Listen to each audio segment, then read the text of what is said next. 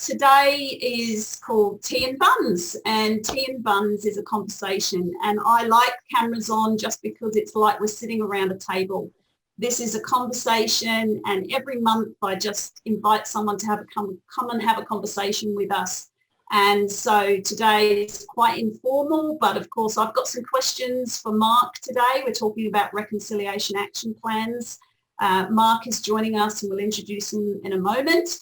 But the first thing I want to do is just welcome you to country, because we are talking about reconciliation today. QUT is based in Brisbane. Many of you will know that. We have two campuses, but my campus here is in Gardens Point, which is a beautiful, beautiful part of the city in Brisbane. And I know that many of you are from different areas of the country today, so we'll welcome you in a moment. But I thought that many of you may have not seen QUT's Welcome to Country, which Uncle Chegg does. Uncle Chegg is our elder in residence, and he has made this beautiful Welcome to Country.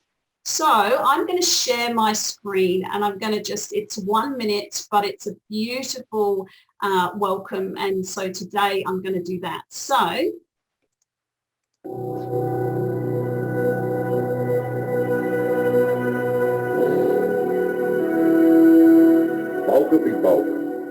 welcome in the language of the Yagara people. We acknowledge the Turrbal and Yagara peoples as the First Nation and where QUT now stands.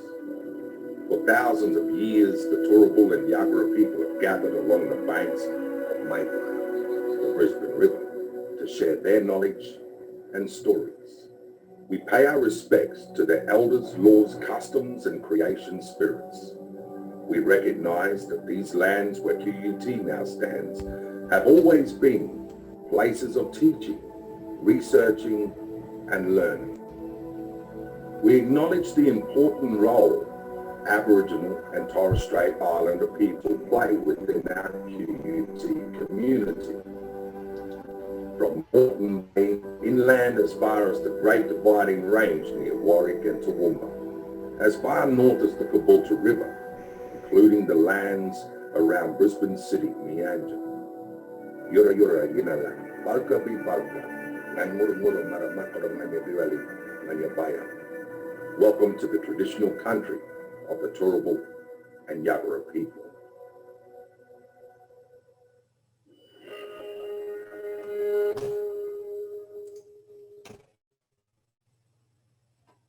well, that was Uncle Chegg giving welcome to country, because many of us are from Brisbane, and of course I'm from QUT. So welcome along today, everybody, for this conversation.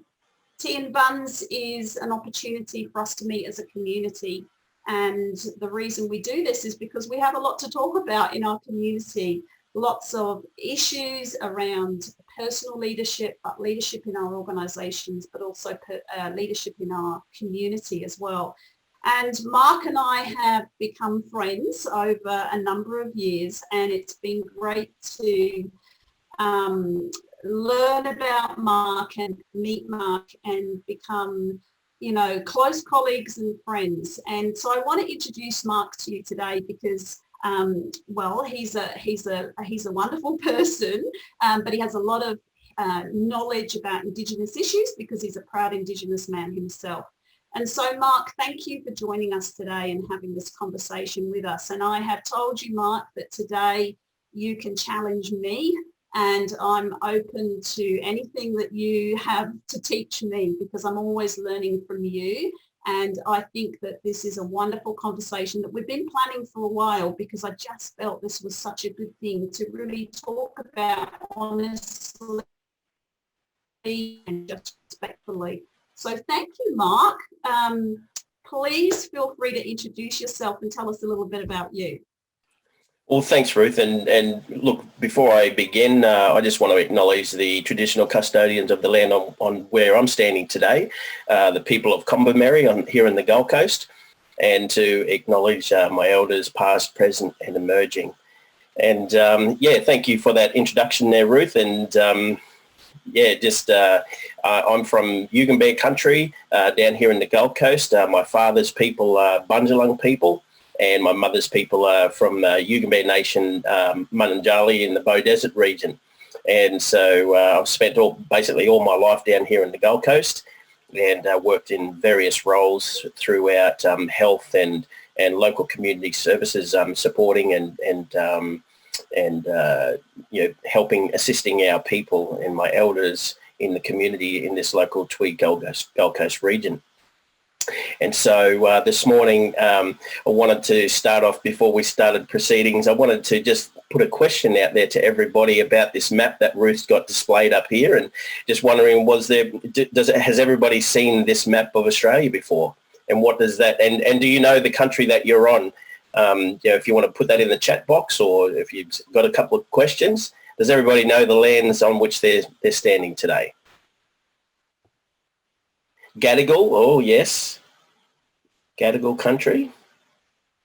And I have to admit, Mark, that I'm from England, and so I only moved to Australia 20 years ago, and I'd never seen this map before a few years ago. And it is a wonderful map that I'm not going to learn intimately, but I've learned that it means a lot to people from Indigenous people and First Nations. So it's a very interesting map that we don't always use, and some people have it on their wall, which is awesome. Yeah, look, and the nations, as we would call them, we call them nations, and hence, we have First Nations people. So as you can see there's a lot of cultural boundaries there, and a lot of nations across the country of Australia. Great. What does it make people feel? I'm actually curious, what do people think about this map? Does it bring up any sort of curious questions or thoughts or feelings? Maybe it means separation as well. Yeah. So many nations, yes. And that was one of the things when I first saw this map, wow, such diversity, but also such unity. And I like that you use the word diversity there, Ruth, because there is a diversity, and from the East Coast through to the West Coast, and to the Northern Territory to South Australia, there is a diversity of Aboriginal and Torres Strait Islander people, and we all have different cultural things that we have. We also have, the landscapes, the connection to country and the connection to land is very different. I know when I travel into, and I travel a lot into Northern Territory, as you know, and the Central Desert, and I love the people. I love working with the people. However, I get quite a sense of I'm not on my own country, and I get a sense of missing home.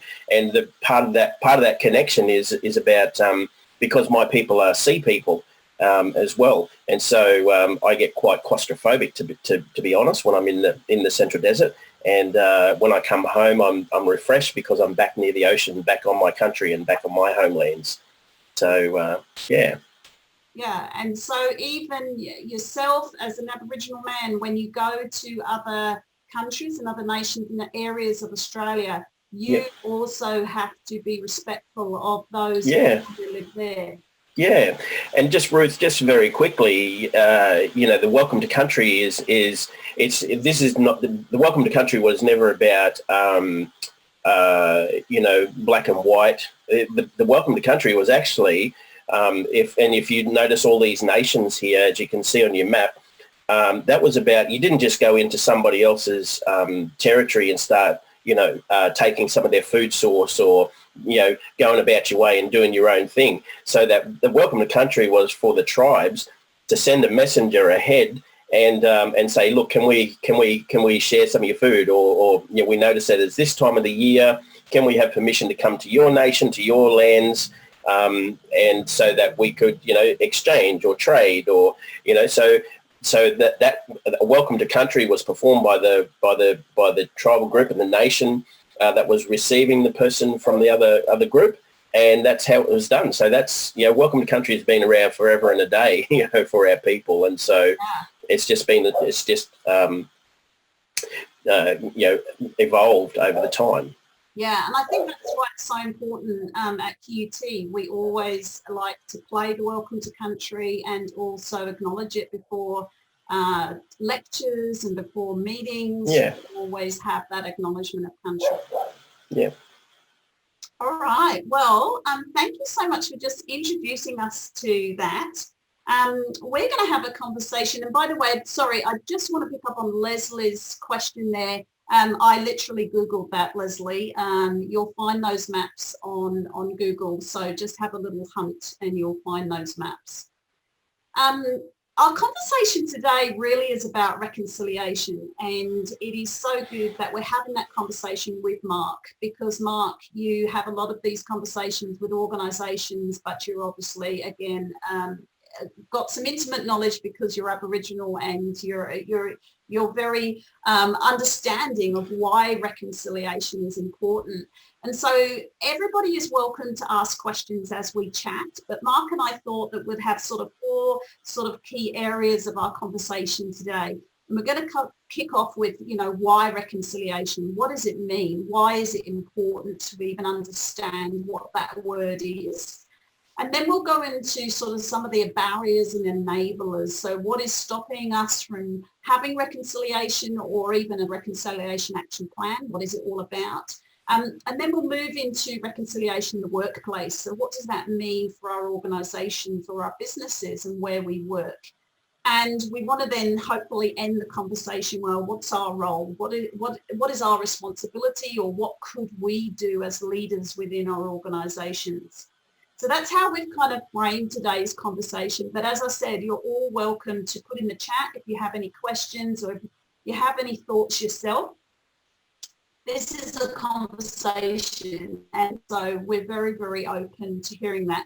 If I miss anything in the chat, please just put your hand up or come off mute and feel free to ask a question, because I'm seeing lots of chat happening and I might miss a question. So Mark, let's just kick off then with what is reconciliation. And I had a little search and I found that some research found that, up to 90% of Australians say that the relationship between Aboriginal and Torres Strait Islander people and other Australians is very important. Everybody recognises that, which is fantastic. It's taken a while probably, but we now really recognise how important this relationship is between our cultures. But why do you think that is? What has happened and what is happening, I suppose, to really elevate the importance of relationships between ourselves, which we might consider ourselves as white Australians, and Aboriginal and Torres Strait Islanders? I think part of the key has been, and look, if we go back to your first initial question there, Ruth, around defining the word reconciliation and what it means, I think that's important to define the word, because there's a lot of the narrative around the country at the moment. In some circles, is there's tensions, obviously, and I think defining the word is, looking at the ways that we come together. There's some people in some circles that view reconciliation as a parting of the ways, but it's actually a coming together. And it's as Mick Dodson, the Honourable Mick Dodson, he said, this is a marriage. This is about a relationship here coming together. And so I think in terms of reconciliation, the first step in it is the recognition. You alluded to that, the recognition in a lot of areas, our education, our history, those things, if we're going to have any form of reconciliation, the history has to be acknowledged for us to move forward and move ahead. And so that's been a positive step in the education arena. You work in it, Ruth. You're right there, and you're teaching, bringing that education to the university arena and the academic stage. And so, the acknowledgement and the recognition and bringing that to the fore is a big part of that. And so, because if we don't have any understanding of the past, then how can we move forward? And I think I also, just for the listeners, I also work in the mental health space as well. And so for Aboriginal and Torres Strait Islander mental health first aid, and one of the key factors that we look at is transgenerational trauma. And so if we don't have an understanding to move forward and to reconcile, we need to understand the effects of those things and how that can affect moving forward. And if we get an understanding of that, then we can make better plans and we can be better prepared to move forward and take steps towards reconciliation. But yeah.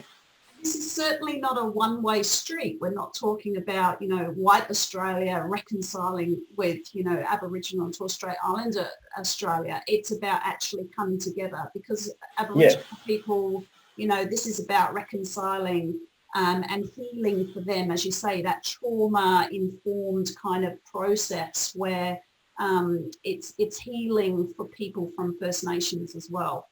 Yeah, and I think the important thing is that if we're talking about, a lot of your listeners here are going to be involved in RAP plans, and they're obviously quite interested in how their organisation can move forward and with meaningful plans that can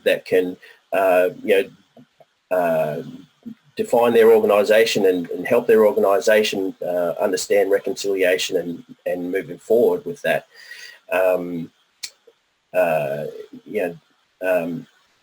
That's important to understand that if we have an understanding of how these things might affect our people, then they'll have a better understanding in the workplace. Yeah. And then you can put in place those strategies and those and plans to assist Aboriginal and Torres Strait Islander people in those meaningful, employment and so forth. So would you say then, Mark, that a reconciliation action plan is then that first step that, organisations kind of demonstrating that they want reconciliation and that they're committed to reconciliation, that it's important to them as an organisation, as an entity, not just with individuals, but as an organisation. Yeah. Look, and that's demonstrating the organisation's commitment. That's part of the big thing that we want to see is the commitment from organisations that there's meaningful outcomes. And for your listeners out there, if you want to have a look at some reconciliation action plans, Reconciliation Australia have that you can register your organisation with those guys, and you're probably all already aware of this. And depending on the amount of time, whether it's a 1-year plan, a 2-year plan, or a 5-year plan, whatever that might be, and with meaningful things like employment, ways that you're going to engage with the Indigenous community. That your plan will demonstrate all those things, and your strategies and how you're going to plan to engage with the community, how you're going to reach those outcomes. So I think the plan is a good move forward for an organisation. So what are the reasons why some organisations don't have RAP plans? I mean, let's just look at these barriers and enablers, maybe, Mark. Some people already on the call have said, yes, we have a RAP plan or we're working on a RAP plan. But why is it that some people find it hard to kind of start thinking about, well, we should have a RAP plan? What are some of the barriers, do you think? Look, I suppose it's the businesses. What are they? How well are they interconnected with the community? They may not have that. They may not be connected to the key stakeholders within their community, which is a big part of the plan. They they may not have, they just may not have that connection. I think that's probably one of your barriers. It may be a service that they feel that they don't necessarily cater to that demographic of people. So that could be another issue for them. So it sounds like it's an awareness issue, is that, even small organisations can have a little reconciliation action plan. It's not that you have to have a lot of money, or you have to have a consultant come and do it for you, or anyone of any organisational size or whatever you're doing. If you're working in the community, you can have a RAP plan. And again, if you've for the people that are already on their plans, some may have consultants that they're working with. Some of them may be working with Reconciliation Australia already. There's all people on all different levels. And so there are all different levels of reconciliation action plans that people can, that organisations can develop. If it's a basic plan like you're talking, Ruth, it might be just a reflect plan, where they're basically reflecting on, well, what are some of our strategies that we use within our organisation? Are they inclusive? And reflecting on how they interact with Indigenous communities. And then you go to the next level. It might be innovate. And as the word says, you might be starting to innovate some of your strategies, and starting to get up the levels into elevate, so where you're really wanting to make some really positive moves in the Indigenous employment arena and start employing Indigenous people within your organisation, and having a lot of other things within your organisation to demonstrate your commitment to it. Just an example, Lend-Lease, they're one with they have a massive impact in the building industry, and I say that from my own personal experience as a community worker. Was supporting some of our young Indigenous guys getting into work, and they were very pivotal at the time. They worked in the Gold Coast Uni Hospital at the time, and they were very instrumental. They were very proactive in getting out to the community and getting young apprentices and young Indigenous guys into meaningful jobs. And so that was a very, very good thing for our community at the time. Now I want to come back to what you said in a moment about these kind of different levels of RAP plans, but I just want to pick up on, Renee has asked a question here that I thought might be good just to ask you. Is there a difference between a RAP plan and an Aboriginal engagement plan? Is that a different thing, or is that one?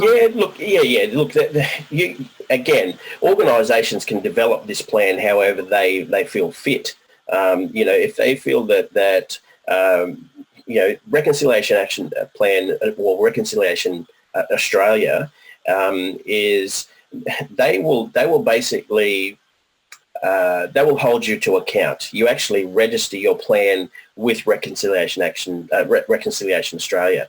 And so then they will then monitor your progress and give you feedback on how, and you also report to them on your plan and how it's travelling. And so it's basically a monitored process. So as opposed to, sorry, what was the other one? The Aboriginal engagement plan. So in an engagement plan, that could be, again, like I said, you don't necessarily have to register that with Reconciliation Australia. That could be just a commitment that you have as an organisation, that you want to just improve your organisation's engagement with the local community. And it might be just the fact that you sit down with the locals within the community, getting to know your community, and because you might be that only service provider, your organisation might only be based in that community, and so you're developing those connections and engagement with key stakeholders, Indigenous stakeholders within that community. So let me go back to then what you were saying, and you said, you know, because now I think we're moving on to reconciliation in the workplace then and developing RAP plans. And you said the first plan that you could develop, if you've not done this before, is that reflect plan, which is basically reflecting on, well, do we know our community? Do we have, you know, Aboriginal people employed here, or do we have opportunities to connect with our First Nation businesses or people within our community? I mean, there's lots and lots of ways, isn't there, that we could kind of reflect on what this means to us as an organisation and how we work and communicate and do business with First Nations people. So tell us just a little bit more about then that first step, which is that reflect plan.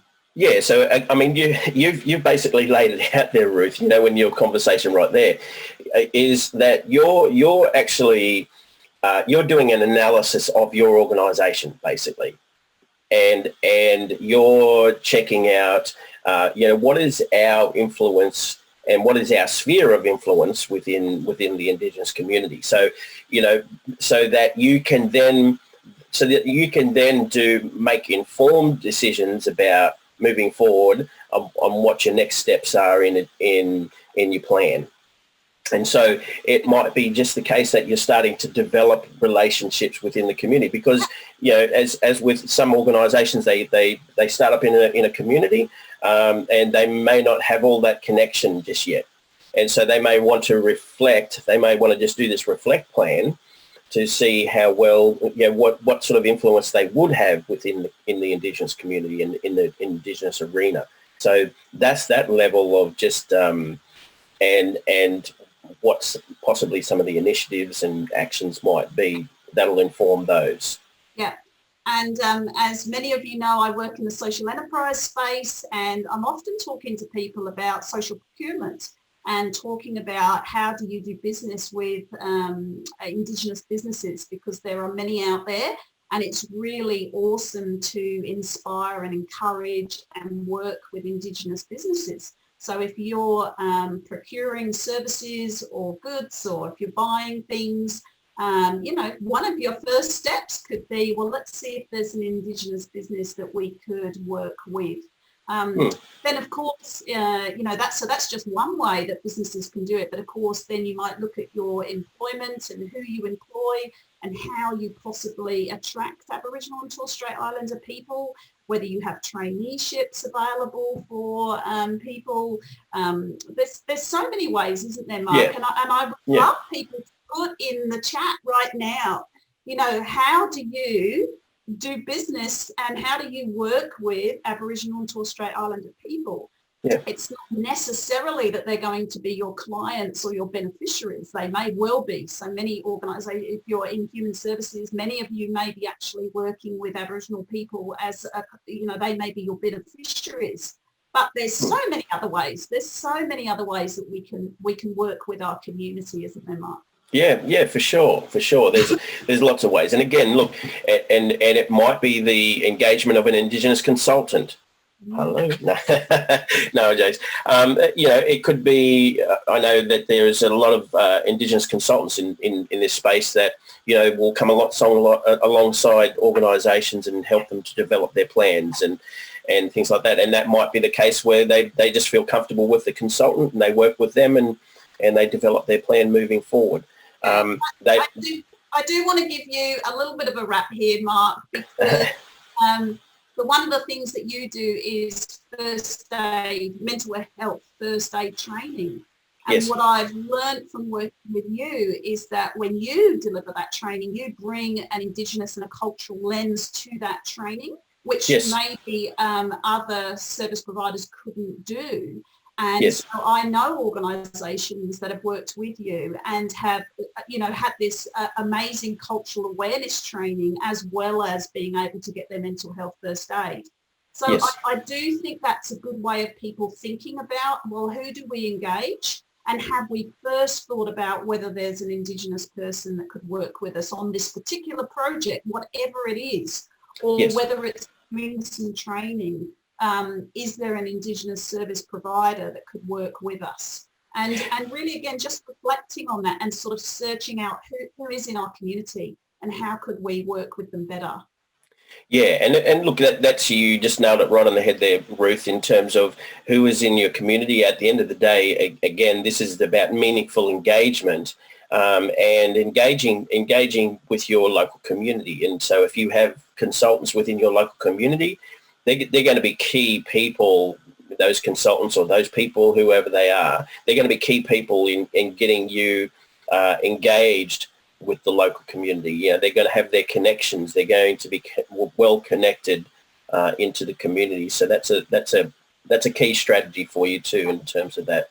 And if anybody wants to look up Supply Nation is one of the ways that you'll find some Indigenous businesses as well.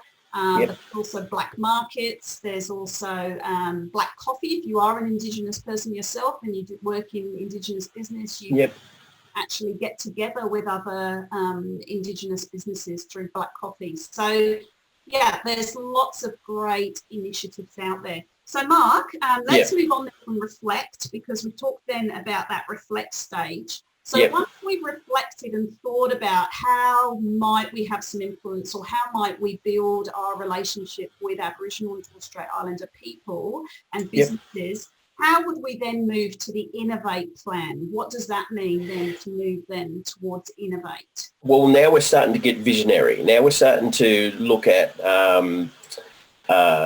we want to develop and strengthen the relationships with, if you've got connection, you've developed connection, you've worked, you've got some of your project officers out there, whatever it may be, engaging with Aboriginal and Torres Strait Islander organisations. You're wanting to strengthen those partnerships, and I think a few of the organisations that when I used to work at our local Aboriginal medical service down here in the Gold Coast, having Harmony days like Harmony Day, days like NAIDOC Week, all those initiatives. Calwyn now has a relationship with the Titans and Deadly Choices, and hopefully you've all heard of those organisations, and getting connected and wanting to connect with those guys. So you're now trying to develop that. You're picking out key stakeholders within your community, and and you're just looking at ways that you can empower Aboriginal and Torres Strait Islander people. So that's your next level. You're starting to put some key strategies in place. Yeah, but your organisation really wants to develop and really take some initiative over, not just kind of accept it or say, well, how might we, but really sort of then go, well, let's do some projects, let's work with some organisations, let's actually do some recruitment in the space, or let's get a traineeship program going. So really taking some initiative around that. So once we've got to Innovate, then there's another level called Stretch. Yes. So how does this take us another step forward? Well, you could start to look at, then we're starting to look at things where we have a RAP working party, that you have people dedicated within your team. Then, now you're starting to take some serious strides into wanting to, because then you're looking at also, when you start to look at this level here, you're starting to look at a 3, possibly 4-year term. Yeah. So this is a long-term strategic plan now, and you're starting to get people developed into that party, and they're now starting to look at the strategies and the relationships that you have, and moving it forward even more. So you have dedicated people. And you probably have some metrics. You would probably put some sort of KPIs for your organisation around. Yes, exactly. You've got some measurable targets there, and it might be around, who are the key stakeholders that we've got now on board that we engage with regularly. It might be if you're a service provider, it might be, how many Indigenous people have we had actually engage with our service, so it might be measurable. Such a cutie. Someone's not on mute. I'll mute them.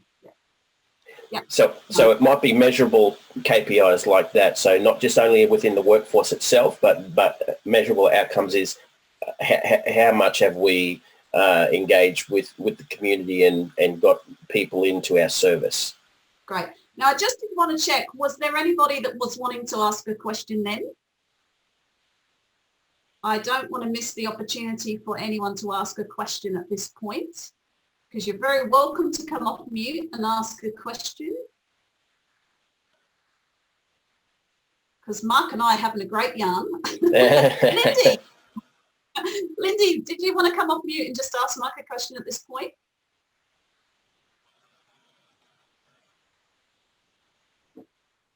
Oh, you just need to click there. Here you go. Sorry, I couldn't find the unmute button. It didn't pop up. How are you going, Mindy? Hi, I'm really enjoying this, Mark. We're in the middle of our Reflect Wrap at the moment. And Beautiful. I've just scheduled cultural awareness training with both our Cubby Cubby and Bachelor groups for our membership and community. Congratulations. Thank you. But we're struggling to engage with one of the groups. One we have a long relationship with, but the other group, you know, we want to engage, and we've tried to arrange times, and sometimes it's opportunistic things that have fallen through. So business or something like that has got in the way. But they're in the middle of a really complex native title, the end of a complex thing where 7 groups have had to join a collective to do that, and they're really stretched, they're really busy, and we're on the periphery of the action because we're at the very edge of that area, and it's quite an ordeal to get here or for us to get there, which we're happy to do. But it's actually, we found that those people who have leadership roles are incredibly busy and time poor. And, you know, we're always complaining about the same thing, but we're very willing, but it's just getting time, access, and we've tried providing funding and all sorts of things, but it's just like we're such a low priority because we're a small environmental group. But they will have native title in the long run over the entire national park where we do 90% of our work. Right. And so we've been really successful with one group and really unsuccessful with the other, although we see all these complications. Do you have any suggestions for ways that we can, like, not meet but still keep those key people in the loop? Is there I guess is there an elder within that group that you could connect with, or is there a connection between the group that you currently work with to the other group? There's both of those, and we've tried both those methods. So there is a representative who works on things related to the national park in this area, but they will come to a national parks meeting, but not to a meeting with us, or they won't give us the time to have a meeting with them. Right. So I just thought if there were other ways to communicate that would be still really respectful, but would keep them in the loop with the things we're doing, where they might go, oh, we're interested in that work that they're doing. Or something like that. I'm kind of at the despair. I'm obviously aware, Lynn's got some specific issues with what she's trying to do, but making sure that everybody understands there are some principles, aren't there, in terms of working with Indigenous communities. Can you just share with us, I'm really aware of the time, and I just want to maybe, Mark, pick your brains on maybe 2 principles that you can share with us when we are reaching out to Indigenous communities or Indigenous elders, because they are very stretched and there are a lot of people that would love to work with them. What would you say the 2 key principles when we're trying to build a relationship with communities? One major key, Ruth, rapport is do not overlook rapport and the time to develop relationships, because we are looking, and I know, and Linda, you alluded to it in terms of the time factor. You have to remember you're dealing with our people where a watch and time, that's not what we're governed by. Time is not of the essence. It's not a chronological thing that we're looking at, and time is all about seasonal stuff. So when it comes time to developing relationship, two things, time, it'll happen when it happens, and rapport. And rapport is don't overlook that. It's all about the trust, and you got to remember that for Aboriginal and Torres Strait Islander people, we view institutes as these institutional places that, and this is no reflection on you. It's just that those are viewed as institutions, and they can be quite daunting for Aboriginal and Torres Strait Islander people. So I would suggest that one of the key factors is keep working on your trust factor, and that if you say you're going to do something, you follow through on it. All those small things, that because they account a lot for connection and connection to Aboriginal and Torres Strait Islander people. Yeah, and I love it, Mark, that this is about long-term relationships, isn't it? And yeah. So many times in organisations we have little projects, and it's right, yeah. right, okay, for the next 3 months we're going to develop a RAP plan, and that's all going to be ticked off and finished in the next couple of weeks, when really we're talking about relationships and, as you say, trust and the principles of relationships with community. And that's why it just doesn't happen in a set project time. It has to be really done over the long term. And look, and can I say to you, Lindy, also, it only takes one connection, one person to connect, that if they've developed that rapport and they've developed that connection, that it only takes that one. So if there's some way that you can find that one connection who is able to make that connection, then that's going to be a major step forward for you. Yeah. Thanks, Lindy, for that question. So, Mark, in the time we have now, I just want to go, because you said there was another 4th RAP plan that we can move to another step. And by the way, there was a question from Eunice about,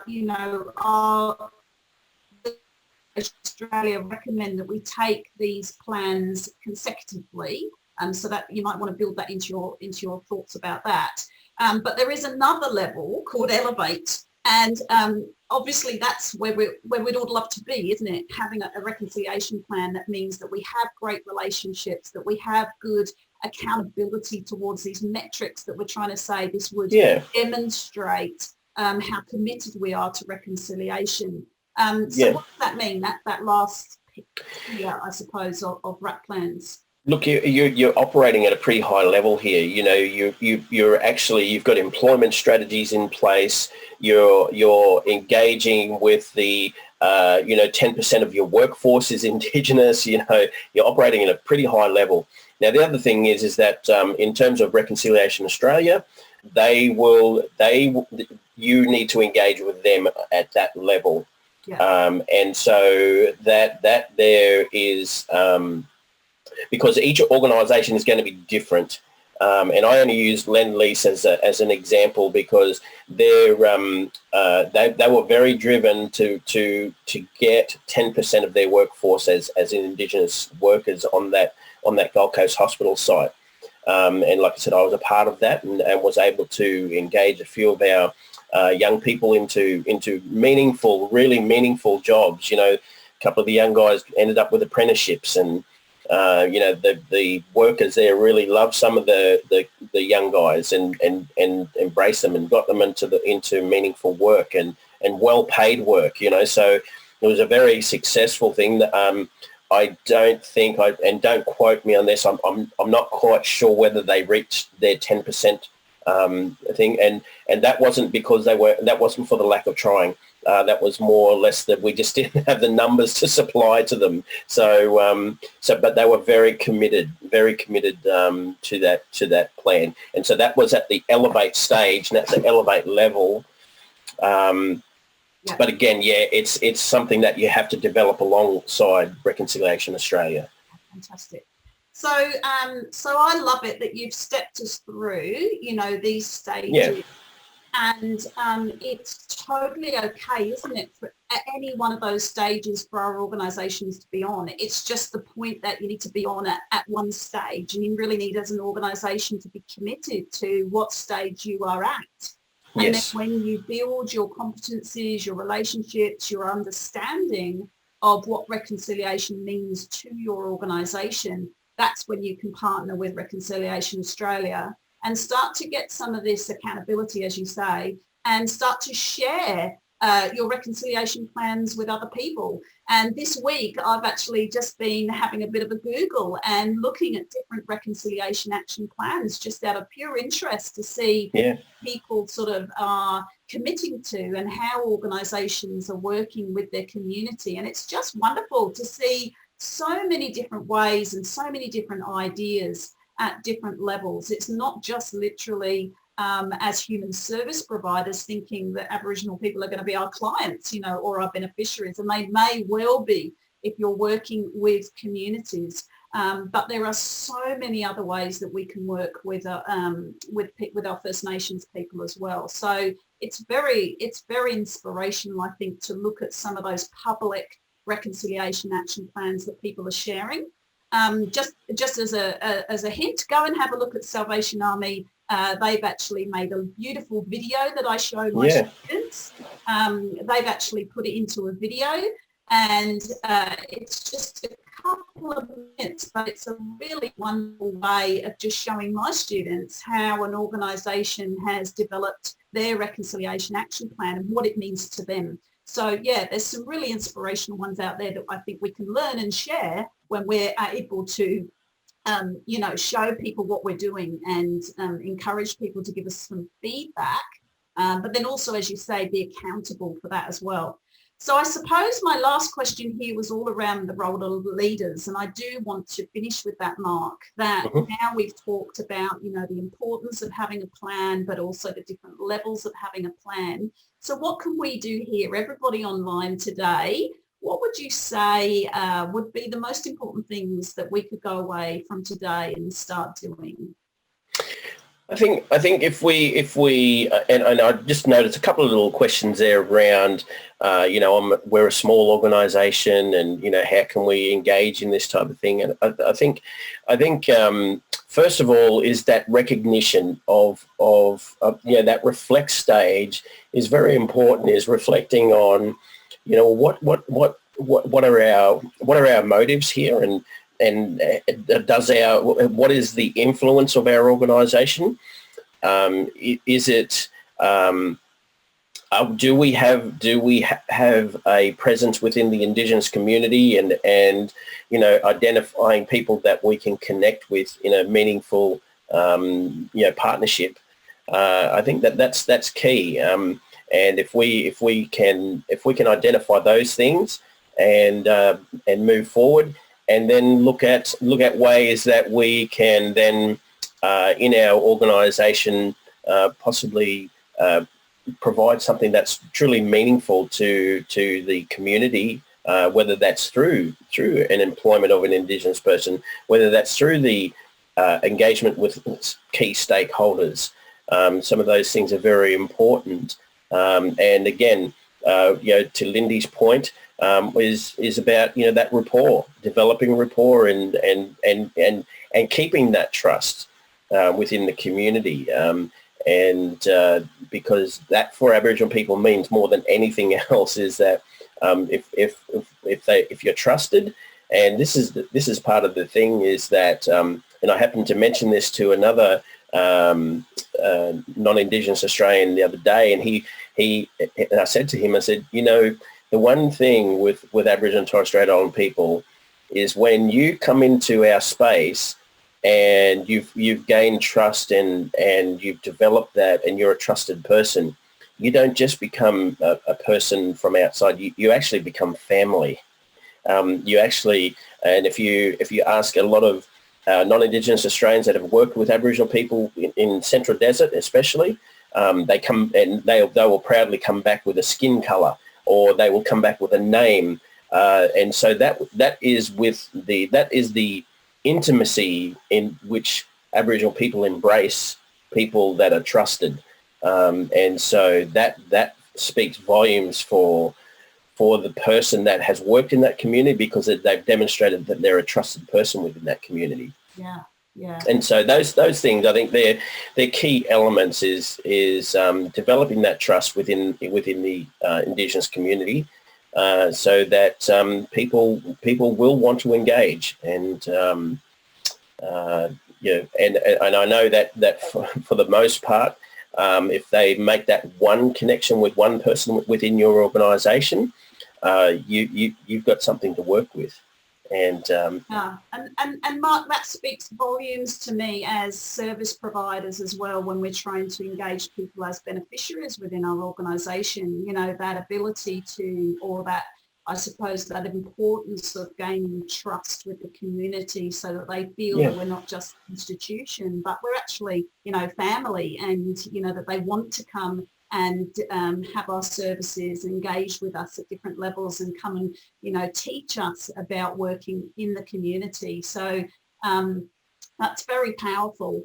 And I think also just those little things that you said we could do, it's things like just acknowledging, you know, country at the beginning of meetings, or, you know, having someone, if we're having conferences or we're having larger meetings, having someone to come and do a welcome to country. Like, those things are really important, because again, that will build the relationship with the community, isn't it, when we are saying that's important to us as an organisation. Yeah, and again, like I said, they're welcome to country. I like to explain that to people, that this is something, that this is not about Indigenous Australians welcoming non-Indigenous Australians into the country. that was never the point. The point was back in our time, and we saw all the nations. You had to do that. You had to be welcomed into that other nation before you went there. Yeah. And so, because there was times of trade, there was times of walkabout, there was times of where marriages were arranged, and bloodlines were ensured that they, you know, weren't crossing bloodlines and things like that. So, you know, there was times where people had to cross over boundaries, and it was all about the welcome to country before you didn't just walk in and start conducting your business. And so that's what that is. And if we can have the deeper understanding of what those things are, then we're better equipped to move forward. And because we can get people offside before we even start. And just, you know, I'll give you a quick example. I happened to speak to this lady one day, and I said, whereabouts in America are you from? And she was very offended. She said, I'm from Canada. You know? And so from the moment that I'd met her, I'd got her offside. You know, and so you know, that those things, you know, for Aboriginal people, you can get a person offside straight away before you even start the conversation. So, and I've learned from you, Mark, that connections are really important, and so I always, you know, introduce myself and then say, I know Mark Watego. Do you know him? Because I think, again, people love those connections, don't they? Yeah. And when you're from an Indigenous community, you usually introduce yourself, and I know that you talk about where you're from and your connections within your family and your community. And so when we introduce ourselves, you know, that's not typical for me to say, hi, I'm from the Gold Coast, or, you know, my family is this. It's not typical for me. But when I now know that it's really important, when I introduce myself to Indigenous people, I kind of try, not very authentically, I try and stay really authentic, but really understand that it's important for them to know about where I'm from and who I am and who I know in the community, and that's, you know, hopefully building my rapport with people that I want to connect with and I want to get to know. Yeah, for sure. And it's this for Aboriginal people. It's about that connection and name, because when we say, where's your mob from? That was basically ensuring that you weren't crossing bloodlines. So you knew who, where. Okay, I know your name. We're related, and so that was and that was the elders who had that knowledge to ensure that that was the law, LORE, was being abided by. Yeah. And so I think everybody can see how much I love chatting with you, Mark, and I just love learning from you, and that is why it's difficult for me to look at the time right now and go, no, we've got to finish. But I really wanted to just put this slide up, which was some of your takeaways, and this is what you wanted to, everybody online today, I hope that you've taken some of this away, that there are these 4 different ways that you can develop RAP plans. But really it's about looking for these opportunities to improve socioeconomic and outcomes for Aboriginal and Torres Strait Islander peoples and communities. And so it's really about reflecting on how you can do that as an organisation, and really remembering the importance of privileging and amplifying First Nations voices, and doing that in any way that you can, because that is what then shows our commitment and demonstrates this commitment to building relationships and trusting relationships with our communities. I think those are great takeaway tips, Mark, and I really want to appreciate you for coming along today and always having a great conversation with myself and helping me learn. So thanks everybody for coming along today. And we haven't had a heap of time for questions because we've just been yarning so much and loving what you're sharing with us. But of course you can contact Mark and you can also then work with Reconciliation Australia if you're serious about putting a plan together. And also just ask who's in your local community. Mark might not be your local community. So I could just saw Lucy there from even Perth. Hi, Lucy. So I know that you're from all over the country. So find who your local community is, find your local elders or those service providers that work with Aboriginal people. Is that right, Mark? And again, this is part of reconciliation and meaningful employment. The consultancy role for our communities is important too as well. There are consultants out there and all around the country there, and like you said, Supply Nation. For those of you that might be looking to engage an Indigenous consultant within your region, look up those guys, and you'll find a book of names that you can engage with. And so that's all part of the rec plan too, as well as, you're providing an employment opportunity for a person who is consulting. And so that's all part of it too as well. But if having that local person who can connect you to your community, connect you to their networks, for those consultants, they're invaluable. Some of them have worked in, for myself, I've worked in the local Gold Coast Tweed community for years. And so my connections now are both on the Gold Coast and Tweed. And so, so they're the same.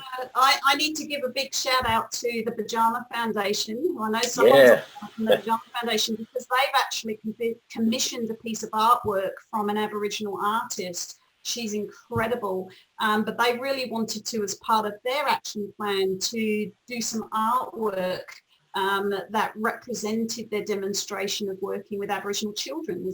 Obviously, the Pajama Foundation is what they work with children in foster care. Have a look at their beautiful artwork that they commissioned from an Aboriginal artist.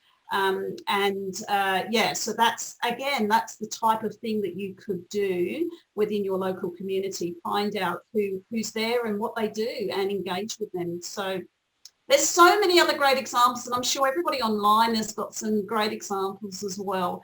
And I'm so sad that we don't have another hour to talk about it all, but I'm going to have to let everybody go and say thank you for joining us this morning. I really hope you've enjoyed the conversation. I really hope that this has made you think and reflect about how you can lead your organisation down this path, and how you can encourage your own organisation to develop a reconciliation action plan. So goodbye. Thanks, Ruth. Thanks for having me. And if anybody wants to come along again, you know, you're always welcome. Tea and Buns will, you know, if you've got an issue, if you've got a research question that you'd like me to find a researcher to have a conversation with, if you've got any leadership topics that your organisation is wishing to discuss, please send them through to me. I love the ideas to come from you, because then I know that it's going to be meaningful and important to you. So hopefully we'll see you again at another Tea and Buns. Okay, happy Thursday, everybody.